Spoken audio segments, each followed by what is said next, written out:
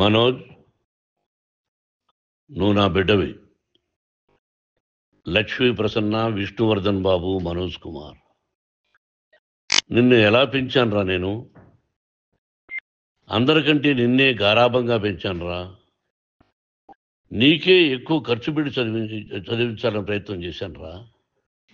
నువ్వు ఏది అడిగినా నేను నీకు ఇచ్చానురా. కానీ ఈ రోజున నువ్వు చేస్తున్న పని బిడ్డల గుండెల మీద తంతారంటారే, అలా తన్నేవరా. మనసు ఆవేదనతో కింగిపోతుందిరా. నేను మీ అమ్మ ఏడ్చుకుంటున్నావురా. జర్నలిజం ఉన్నది లేనిది, లేనిది ఉన్నట్టు రాస్తున్నారా. నువ్వు నన్ను కొట్టడం ఏంట్రా? నా బిడ్డ నన్ను తాకలా. ఇద్దరం ఘర్షణ పడ్డాం కొన్ని కారణాల వల్ల. ప్రతి ఫ్యామిలీలోనూ ఉంటాయిరా ఇవి. లేనివాడు ఎవరైనా ఉంటే ప్రపంచంలో ఒకరున్నారేమో, 1% ఉంటుందేమో. అటువంటి వాళ్ళ ఇంటికి వెళ్ళి కాళ్ళు గడిగి నిద్ర పూసుకోవచ్చు. భారత భాగవత రామాయణాలు చూశావు కదరా. ఏమిటిది? మీ అమ్మ ఎంత కుమిలిపోతుంది ఈ రోజున హాస్పిటల్ చేరింది. నీ వల్ల హాస్పిటల్ చేరుతాను. చూడు మనోజ్, నీకు అన్నీ ఇచ్చిన ఈ రోజున నువ్వు నా గుండెల మీద తనడమే కాకుండా అపకీర్తి తీసుకొచ్చావు. ఏదేదో రాశావు, ఏదేదో చెప్తున్నావు. కొంతమంది జర్నలిస్టులు ఉన్నది లేనిది, లేనిది ఉన్నట్టు రాసేవాళ్ళ తత్వం వాళ్ళకి. ఎందుకంటే టీఆర్పీ పెరగాలి. ఇది వాళ్ళ నైజం. మనం మార్చలేము. వాళ్ళందరి మీద మన కోర్టుకు వెళ్ళలేము. వక్ స్వాతంత్రం అంటారు, ప్రజాస్వామ్యం అంటారు. ప్రజాస్వామ్యంలో కూడా కొన్ని హద్దులు ఉన్నాయి. ఇది నీకు తెలుసు అనుకున్నా. ఎంత మంచి నటుడివి నువ్వు. నీ భార్య మాటలు విని తాగుడికి అలవాటు పడిపోయావు. వింటున్నావా మనోజ్? ఎవరిని నమ్మాలో ఎవరిని నమ్మకూడదో పరిస్థితి తీసుకొచ్చావు. విద్యాలయాలు ఎంత గొప్పవిరా. మనం 25% కులమతాలకు అతీతంగా ఫ్రీ ఎడ్యుకేషన్ ఇస్తున్నాంరా. క్యాస్ట్ అనేది తీసేశాను రా 92లో ప్రాస్పెక్ట్స్లో. నువ్వు చదువుకున్నావురా. అక్కడ చదువుకున్న బిడ్డలు IAS, IPS అయ్యారురా. ఎంతోమంది గొప్పవాళ్ళు అయ్యారురా. నువ్వు నటుడుగా ఎంతో గొప్పవాడివి. తాగుడికి అలవాడబడి నువ్వు నీ భార్య ఇంట్లో బిహేవ్ చేస్తున్న విధానం ఆ భగవంతుడు సర్వేశ్వరుడు తెలుసు. భగవంతుడు చూస్తున్నాడు రా. నేను తప్పు చేసినా, నువ్వు తప్పు చేసినా, ఎవరు తప్పు చేసినా. ఎంత అవకాశం ఇచ్చావు మాట్లాడుకునేదానికి అందరికీ. ఇన్ని సంవత్సరాల్లో మన విద్యాలయాల్లో ఒక్క తల్లి కానీ ఒక తండ్రి కానీ ఏమైనా చెప్పారా? ఆ బిడ్డలు మన బిడ్డలు రా. మీరెంతో నాకు అక్కడ ఉన్నవాడు కూడా నా కూతుళ్ళు, నా కుమారులు. ఎంతమందికి ఫ్రీ ఎడ్యుకేషన్ ఇస్తున్నావు. వాడి దగ్గర ఏది ఆశించరా. నువ్వు ఎందుకు ఇలా తయారైపోయావు? ఎందుకు ఇంట్లో ఉండే పని వాళ్ళందరినీ కొడుతున్నావు? పనివాడు వాడు పని చేసుకోవడానికి మన ఇంటికి వచ్చాడు రా. ఆ పనివాడిని కొట్టడం చాలా మహాపాపంరా. నేను వేరురా. నేను దండించడం వేరురా. నేను ఎవరిని ఆ చిన్న వాళ్ళని కొట్టి ఇచ్చేసి చేయలేదురా. సినిమా ఇండస్ట్రీలో మోహన్ బాబు కొడతాడు, తిడతాడు అంటే అది షూటింగ్లో జరిగి ఉండొచ్చేమో. కానీ ఇంట్లో ఉండి 10 సంవత్సరాల నుంచి 20 సంవత్సరాల నుంచి పనివాళ్ళు ఉన్నారు. నేను ఇంట్లో లేని సమయంలో వాళ్ళందరినీ కొట్టి వాళ్ళ ఫోన్ లాక్కొని ఒకడైతే చచ్చిపోవాలి. వాడు పోలీస్ కంప్లైంట్ ఇచ్చి ఉండొచ్చు. నేను వద్దు అని వాడిని బతిమాలాడు పోలీస్ కంప్లైంట్ కూడా ఇవ్వలా. ఇంకైనా నువ్వు నీ భార్య మారి బయట ఉండండి రా అన్నాను నేను. లేదు డాడీ, తప్పు చేయలేని ఒకసారి వచ్చావు, మళ్ళీ తప్పు చేశావు, మళ్ళీ వెళ్ళావు, మళ్ళీ ఈసారి తప్పు చేయనన్నావు. ఏమండి వీడు తప్పు చేయడం అని మీ అమ్మ చెప్పింది. ఇంట్లో పెట్టుకున్నా. మళ్ళీ నువ్వు చేస్తున్నది, ప్రతిరోజు నువ్వు తాగుతున్న విధానం నీకే తెలుసు. ఇది ప్రజలు నమ్ముతారా లేదా అనవసరం నాకు. నేను నీకు చెప్తున్నా, ఇంతటితో పులి స్టాప్ పెట్టాలి. 3 రోజుల నుంచి రకరకాలుగా రాస్తున్నప్పుడు నా మనసు ఆవేదనతో ఉంది. మళ్ళీ చెప్తున్నా, Mohan Babu university is greater than temples. Greater than temples. బిడ్డలను కాలేజీలో చేర్చుకునే ముందు చెప్తారు, అన్నయ్య ఎంత ఉంది యూనివర్సిటీ రూల్స్, ఇది మా పద్ధతి, మీకు ఇష్టమైతే చేర్చండి. గవర్నమెంట్ బిడ్డల్ని గవర్నమెంట్ ఏమిస్తుందో ఇంత పర్సంటేజీ వాళ్ళకు కూడా మీ దగ్గర ఎందుకు డబ్బు తీసుకుంటున్నామంటే దానికి అర్థం పరమార్థం చెప్పాము. దొంగతనంగా తీసుకోలేదు. ప్రతి దానికి చెక్కులు ఉన్నాయి, అది అకౌంట్ ఉంది. దానిలో తప్పులు జరిగితే డిపార్ట్మెంట్ ఉంది. కాలేజీ నుంచి ఏదైనా తప్పు జరిగితే గవర్నమెంట్ ఉంది. ఇవన్నీ నీకు తెలుసు.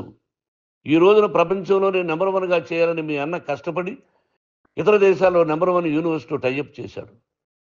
ఈ రోజు నువ్వు చేసిన విధానం ఏమిటి? నువ్వే ఒకప్పుడు నాకు ఇవి ఏమొద్దు, నేను యాక్టింగ్ అన్నావు. ఈ రోజున ఏం చేస్తున్నావు?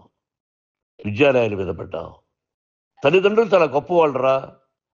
కొంతమందికి డబ్బు కట్టలేకపోవచ్చు, కట్టని వాళ్ళకు కొంత సహాయం చేసాం. అంతా సహాయం చేయలేము. బ్యాంకుల్లో డబ్బు కట్టాలి, లెక్చరర్స్కి డబ్బులు ఇవ్వాలి, యూనివర్సిటీ బ్రహ్మాండంగా నడపాలంటే మంచి లెక్చరర్స్ కావాలి. ఇవన్నీ తెలిసి చేస్తున్నావురా 32, 33 సంవత్సరాల నుంచి.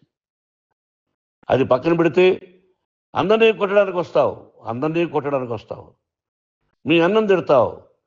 ఒక వ్యక్తి వినయ్ గారని ఆయన వ్యక్తి హెల్ప్ చేయడానికి వస్తే ఆ వినయ్ ఎవరు లజ్జాగుడికి చంపేస్తాను వాడు అన్నావు. ఇవన్నీ ఎంత తప్పురా? అంటే మీ నాన్నగారికి ఎవరు సహాయం చేయడానికి వస్తే వాళ్ళందరినీ లజ్జాగుడుకులు అంటావు, చంపేస్తానంటావు. మీ అన్నను చంపేస్తానన్నావు. చంపరా చూద్దాం మీ అన్న. నేనే అన్నా. తాకరా నీ ధైర్యం ఉంటే అన్నా. ఎంతమందిని చంపాలనుకుంటున్నావు? ఎంతమందిని చేయాలనుకుంటున్నావు? నువ్వు ఏం సాధించాలనుకుంటున్నావు?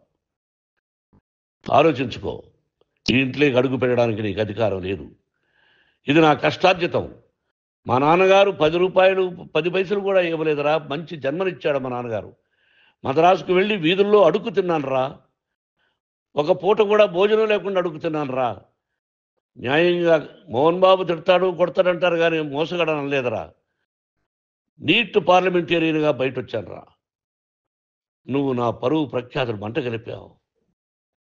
ఏమిటి నేను చేసిన అన్యాయం? నీకు జన్మనిచ్చాను, అదా నేను చేసిన పాపం. అందుకే ఇది నా ఇల్లు అన్నావు. నువ్వు నీ ఇల్లు కాదు. నీ కష్టార్జితంతో నువ్వు సంపాదించుకున్న ఇల్లు నీది. ఇది నా డబ్బు, నా కష్టార్జితం. నా కష్టార్జితంలో నేను పిలిస్తేనే మీరు ఇంట్లోకి రావాలి. అటువంటిది పోగొట్టుకున్నావు నువ్వు. ఆస్తులు అంటావా? ముగ్గురికి సమానంగా రాయాలా లేదా అది నా ఇష్టం. ఆస్తులు ఇస్తానా, లేకపోతే గంగపాలు చేస్తానా, లేకపోతే ఎవరికైనా దానధర్మాలు చేస్తానా, అది నాకు సంబంధించిందిరా. నా కష్టార్జితం రా. మీరు చేస్తున్న విధానం గుణగణాలు కావాలరా. మందు తాగచ్చురా. ఎంత తాగాలి? నేను కూడా 1 or 2 పెగ్స్ తీసుకుంటా. ఇది తప్పు కాదు, జనానికి తెలియాలి. నా డబ్బు ఇది. ఏ తాగి ఎవరిని కొట్లా, తాగి నేను తింటున్నా.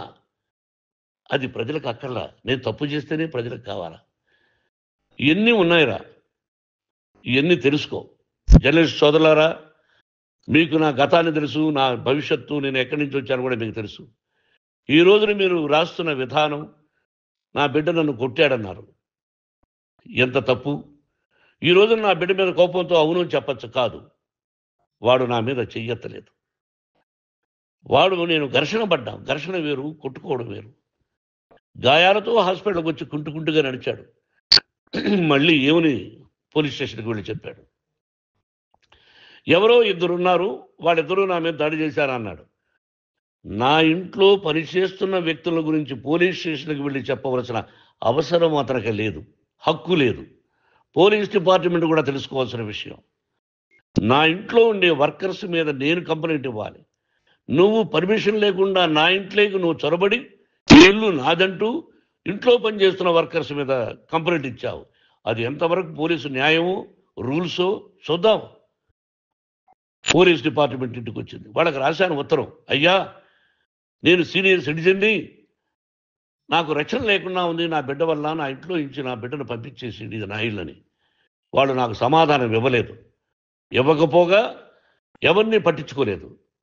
ఇప్పుడు పోలీసు వాళ్ళు వచ్చి ఏమండి రూల్స్ ప్రకారం నా బిడ్డ ఇంట్లోకి రాకూడదంటే మాకు హయ్యర్ అథారిటీ వాళ్ళు ఫోన్ చేశారు, మీరు ఎవరిని స్టాప్ చేయొద్దండి, బయట నుంచి ఎవరైనా వస్తే వాళ్ళని స్టాప్ చేయండి అన్నారు.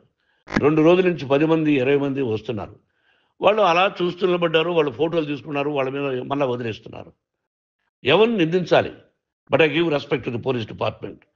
వాళ్ళకి ఏ అధికారి ఫోన్ చేశాడో, ఆ అధికారికి ఏ పొలిటీషియన్ చేశాడో అది వాళ్ళకే వదిలేస్తున్నా. కాబట్టి వాళ్ళు పోలీస్ కంప్లైంట్ ఇచ్చినా కూడా మేము సంబంధం లేదని అంటున్నారు కాబట్టి నేను నా బిడ్డను నిన్ను నాపు చేస్తున్నా. నువ్వు ఇంట్లోకి వచ్చే అధికారం నీకు లేదు. నువ్వు వచ్చి నీ బిడ్డను తీసుకెళ్ళు. సంతోషం. నువ్వు రాలేదు, నీ బిడ్డను జాగ్రత్తగానే చూసుకుంటావు. Take care your daughter, that's all. మీ అమ్మ హాస్పిటల్లో అడ్మిట్ అయింది. రేపో ఎల్లుండో మీ అమ్మను పిలిపించి బాగైన తర్వాత ఇదిగో నువ్వు నీ కొడుకు బిడ్డను తీసుకెళ్ళి వాడికి అప్పచెప్పని చెప్తాను పోలీసు వాళ్ళ ఆధ్వర్యంలో. ఇది 100% జర్నలిస్టు సోదరులారా, పులి స్టాప్ పెట్టండి. మీకు కుటుంబాలు ఉన్నాయి, మీ యజమానులకు కుటుంబాలు ఉన్నాయి. మీ కుటుంబాల విషయాలు, మీ యజమానుల కుటుంబాల విషయాలు మేము ఎవరు జోక్యం కలుగు చేసుకోవాలా. మేము నటీనటులం. మాది తప్పుంటే నటుడుగా నన్ను ఫెయిల్యూర్ అని రాయండి, నా నటన బాగలేకపోతే రాయండి. బట్ ఇంటి లోపల సందులో నుంచి చూస్తూ తప్పు చేస్తున్నామని ఉన్నది లేనిది లేనిది ఉన్నట్టు రాయకండి. మీకు నా హృదయపూర్వక నమస్కారాలు. ఇన్ని రోజులు హృదయపూర్వకంగా ఎంకరేజ్మెంట్ చేశారు. ఆ ఎంకరేజ్మెంట్కు నమస్కారం చేసుకుంటూ I love you all. I love you police department. మీరు న్యాయంగా ధర్మంగా నడుచుకోండి, ఎవరికి తొత్తుల్లాగా ఉండొద్దండి అని మనవి చేసుకుంటూ నేను సెలవు తీసుకుంటాను. Thank you very much for all the journalist. ఇక్కడ పులి స్టాప్ పెట్టండి, పులి స్టాప్ పెట్టండి. Thank you very much.